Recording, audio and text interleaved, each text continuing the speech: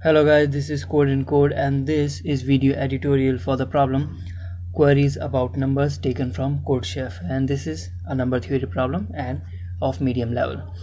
Before this lecture, there's a lecture in number theory series, number theory playlist on my channel, lecture number 23. So go and watch that lecture first, because the first query I have already explained in that lecture. Now in this lecture we are going to see how we would answer second and third query. So the question is, we are given a natural number n and there are q queries. In each query there will be t and k. T represents the type of query and k of course is a number. Both t and k, both t and k can both k and n can be as large as 10 to the power 12. So in first query, in t first type of query, when t is equals to 1, you have to count the total number of common divisors of k and n, and I have already explained this in lecture 23 in number theory playlist, number theory course series. Now the second type of query asks you how many divisors of n are there which are multiple of k, or in other words are divisible by k. So basically multiple of k. So how many divisors of n are there which are multiple of k. And the third type of query is number of divisors of n which are not divisible by k. So the answer of third query can be given by applying the second query. So to answer the third type of query, all you have to do is take the total number of divisors of n and remove the total number of divisors which are divisible by n. So basically we will be applying we'll be doing exact same thing in type 2 query. In type 3, to answer the type 3 query, we would apply type 2 query and remove total number of divisors which are total number of divisors of n which are divisible by k from total number of divisors of n. That would be answer of third query. So there is nothing special for third query, we only have to apply second query. So in this lecture we are going to see how second type of query are answered. So first type of query I have already explained. Let's go for these two. These are the second type of query. So how many divisors of 12 are which are multiple of 4? So the answer is, just a second, this is for first query, this is for second, third query, this is for third query. So how many divisors of 12 are which are divisible by 4? Answer is 2, 4 and 8, and this is, as you can see, third type of answer of third query is 2. So this is the third type, second type of query are what we are going to see how to answer, and then you can yourself try to come up with the solution of third type of query. I've already explained. See, the total number of divisors of n, there are total number of divisors of n, say x. So if you remove the total number of divisors of n which are multiple of k, then all you will be left with the answer of third query. So we will be only writing code for second query, and then to answer the third query we will be applying the same as second query. Now the lower bound on primes, what do I mean by that? Let me show you in a moment. So suppose prime factorization of k is this: p1 raised to power a1, p2 raised to power a2 dash dash dash, pm raised to power am. Now the first observation says that if d is multiple of k, then all prime which exists in prime factorization of k, like p1 through pm, must also exist in d. And on top of that, for each prime that exists in d, their power will be at least as much as in k. What do I mean by that? See, first thing is that all of for any multiple d of k, d must have all primes which are there in k, first thing. And second, whenever they of course for each prime which is there in d, its power would be at least a1. So since p1 would be there in d, since d is multiple of k, so its power would be at least a1. It can be more than that but can never go below that. and that is why a1, a2, a3 dash dash dash am, this defines the lower bound. So for each prime pi, their power in D would be at least ai. So if I show you an example, so k is equals to 60, prime factorization of 60 is this, 2 raised to power 2 into 3 raised to power 1 into 5 raised to power 1.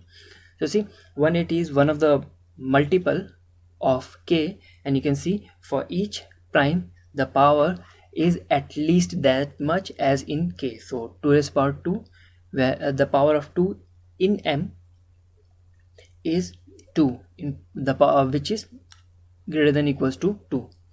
Again, power of 3 is 2, while k in k power of 3 is 1. So again, power here is greater than equals to 1, power here is of course greater than equals to 1. It is possible then that m can have more primes, like it can also have 7. That doesn't matter. The only thing matters is that all primes that exist in k must also be there in its any multiple of k. If not, then it cannot be a multiple of k. Suppose you remove 5 raised to power 1, it is only 2 raised to power 2 into 3 raised to power 2. Then it can never be multiple of k. So again, if D is multiple of k, then it must have all primes that exist in k, as well as their power would be at least as much as there in k. So first thing first, this should be clear to you. So take some examples if you are feeling that okay, this is not the thing. So just take some examples, try to prove this thing wrong. This way you would understand it better. This was the first observation, and we got the lower bound on primes. So lower bound is this, the count of prime that is there in k. 5 cannot go, the appearances of 5 in any multiple of k cannot go below 1. Appearances of 2 in any multiple of k cannot go below 2 because the minimum is 2. So these a1, a2, a3 dash dash dash am actually define the lower bound. The count of prime cannot go below these. So this defines the lower bound. Now let's go for the upper bound, because since the we only have the lower bound, so here I can fill whatever I want starting from 2. I can have 2 raised to power 2, which is good. I can have 2 raised to power 3, I can have 2 raised to power 4, 2 raised to power 5, 2 raised to power dash dash dash infinity. All of them will be multiple of k. So there are infinite multiple of k, but we are only interested in those finite multiple of k which are also divisor of n. So we must have an upper bound. We have a lower bound. In this example, for 2 we have 2, the 2 as the lower bound. So in any multiple of k, the power of 2 must be at least 2, but we do not have upper bound, so we must have upper bound. For that we have n. Since any divisor, any multiple of we only are interested in those multiple of k which are also divisor of n. So let's go for the second observation. Let D is actually a multiple of k and also a divisor. It also divides n. Basically, D is multiple of k and divides n. Then observation 2.1 says that D cannot have any prime which is not present in n. Suppose this is not the case. So D, first of all, this is an example which represents what I'm going to say. Suppose D have some prime which does not exist in n, say 5. So in D we are having 5 which is not present in n. Now you see, D cannot divide n. Basically, D cannot be a divisor of n.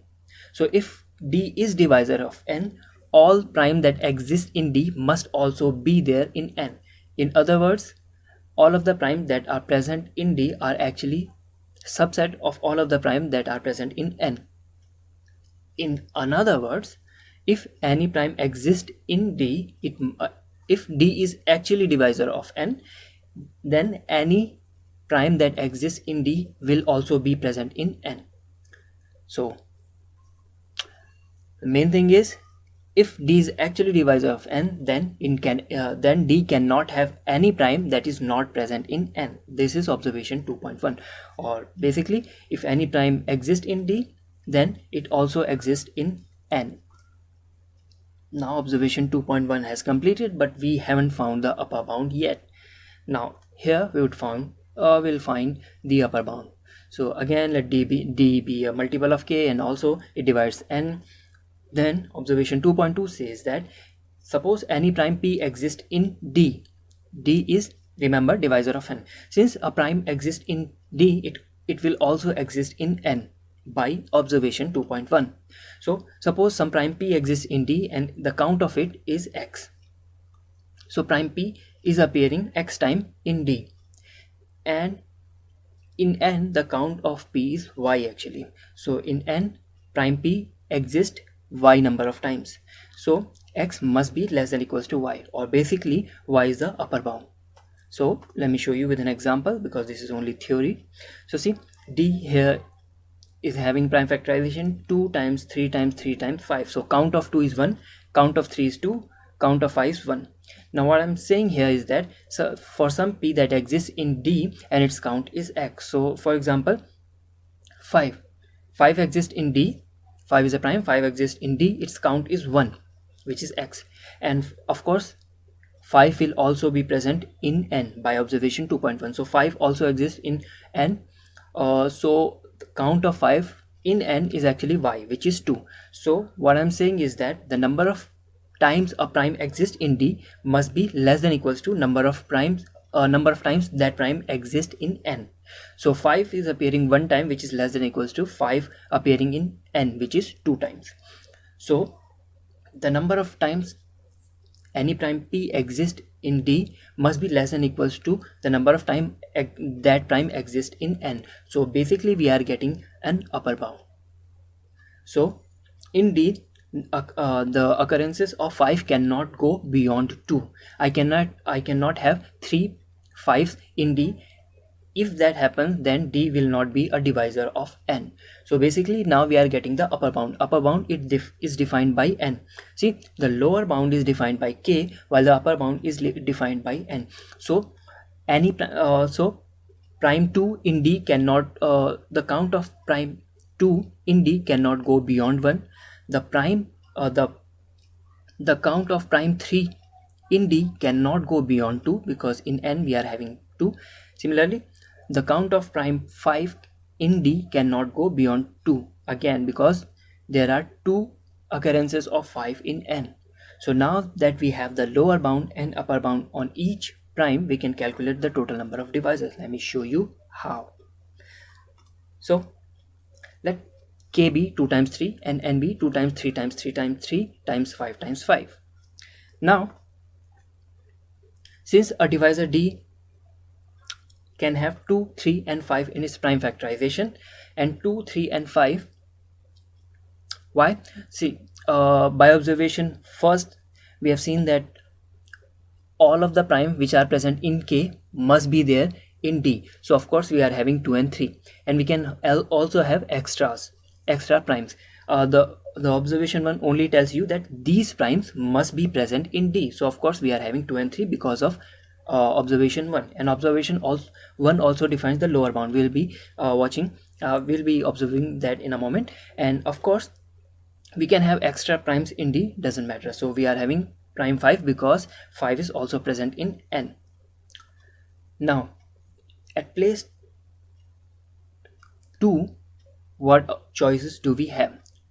At place 2 we only have one choice, that is the lower bound on 2 is 1, because k says there will be at least one occurrence of 2, because k defines the lower bound, and n says the number of times, or basically the number of occurrences of 2 cannot go beyond 1. So basically for 2 we only have one choice.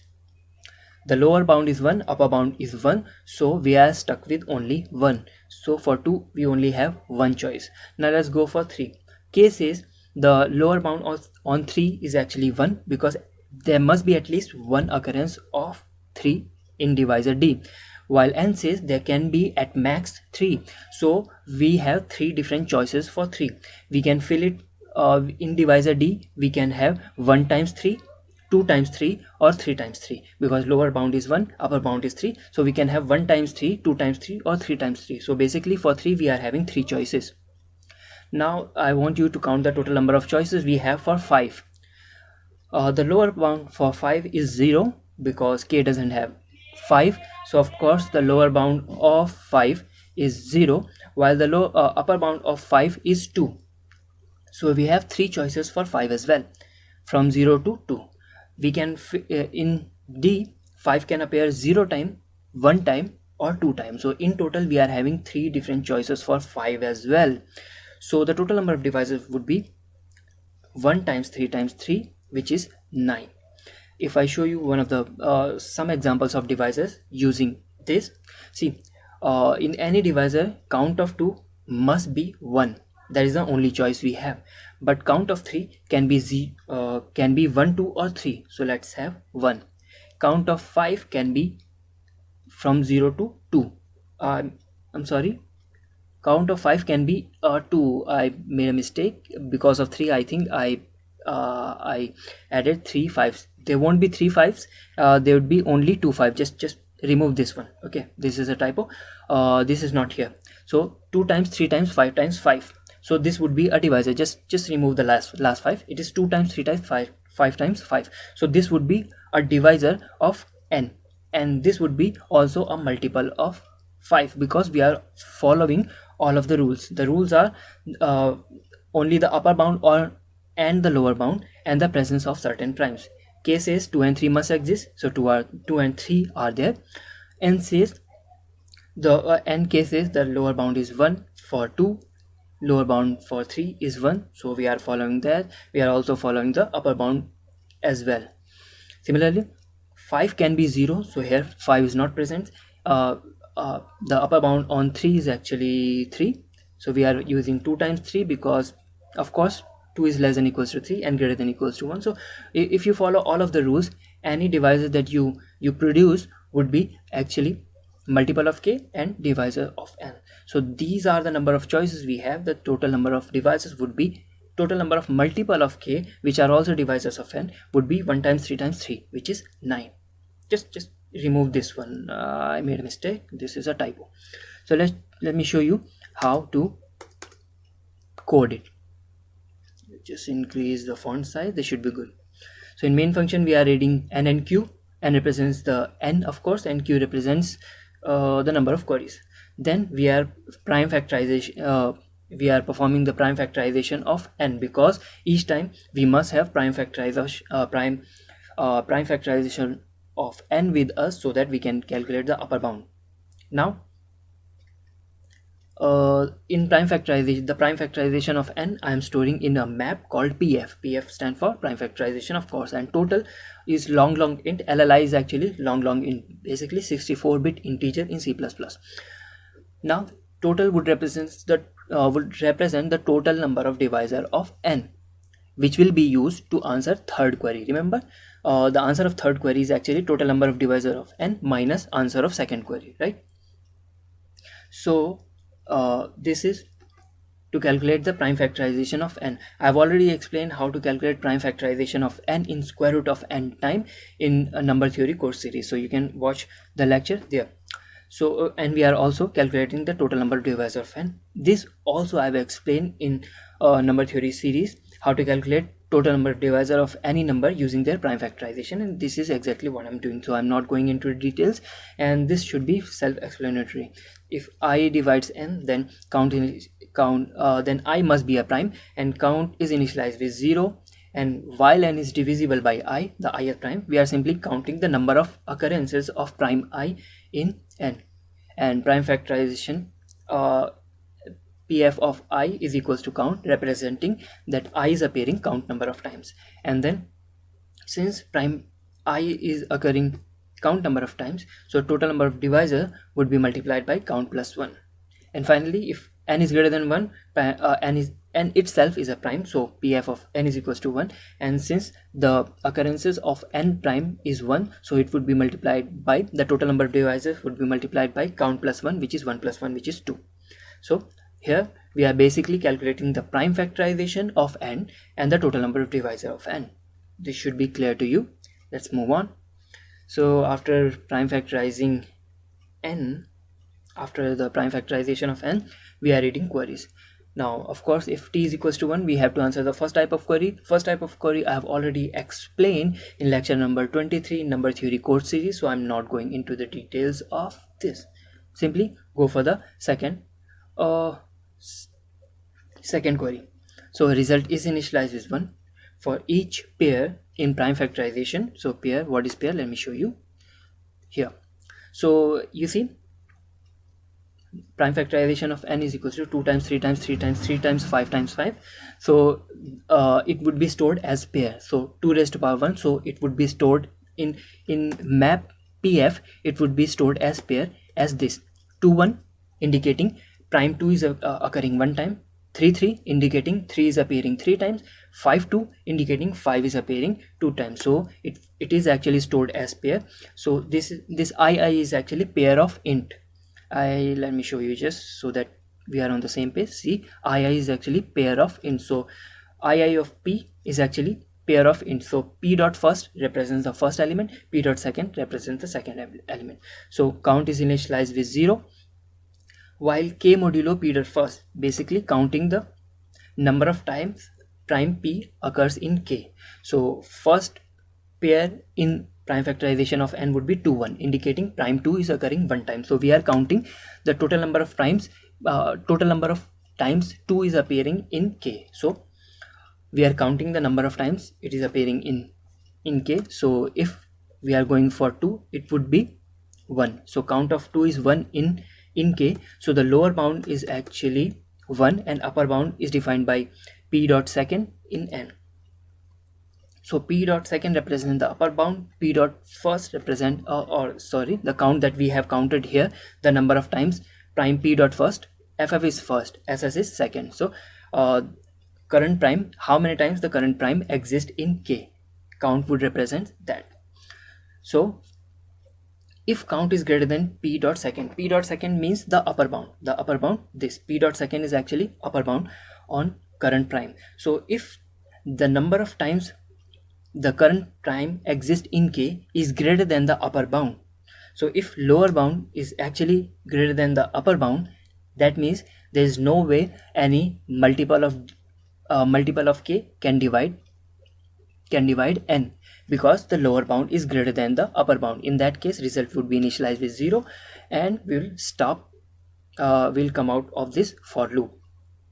Otherwise, count is less than equals to the upper bound. Basically count represents the lower bound, so lower bound is less than equals to upper bound. So the total number of choices we have, upper bound minus lower bound plus 1. These are the total number of choices. For example, here the upper bound is 3, the count of 3 in k is 1, so 3 minus 1 plus 1 is actually 3. So we have 3 choices. So this is how we are calculating the answer of the second query. And of course, if k is greater than 1, result is 0. Why is that so? See what is happening here. For each prime we are dividing k. So when prime 2 comes, we are dividing k while it is divisible. So k will be divided by 2 only one time, because count of 2 is 1 in k. So now k becomes 3 only, because it was initially 6, but when we divided it by 2, it is only 3. Now we are going for the second prime. Second prime is 3, and in k there exists 3, so we will divide k by 3. Now k would become 1. Now next time we would going for 5, but 5 doesn't exist in k, so value of k would be 1. Suppose there were one more prime like 7, so after dividing by 2 and 3 and 5, the value of k would be 7. Why is that so? Because k contains certain prime which are not present in n. If that happens, then the value of k would be greater than 1.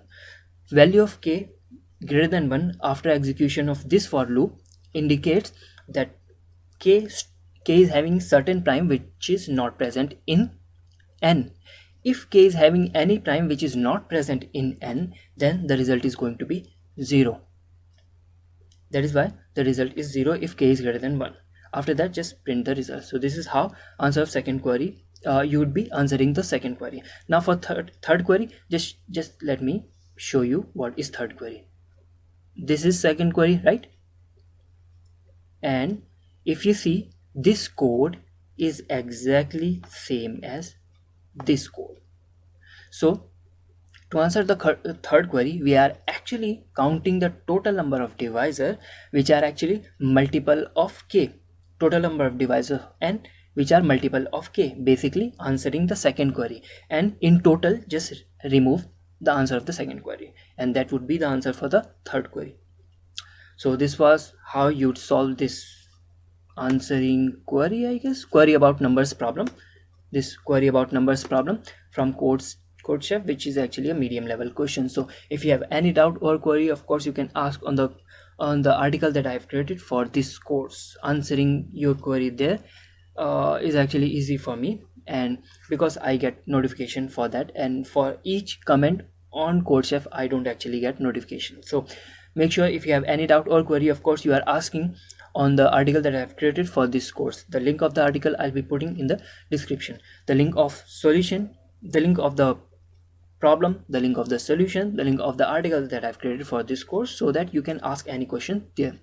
All of this I'll be putting that in the description. So thank you guys for watching. Until the next video drops, keep coding. Thank you.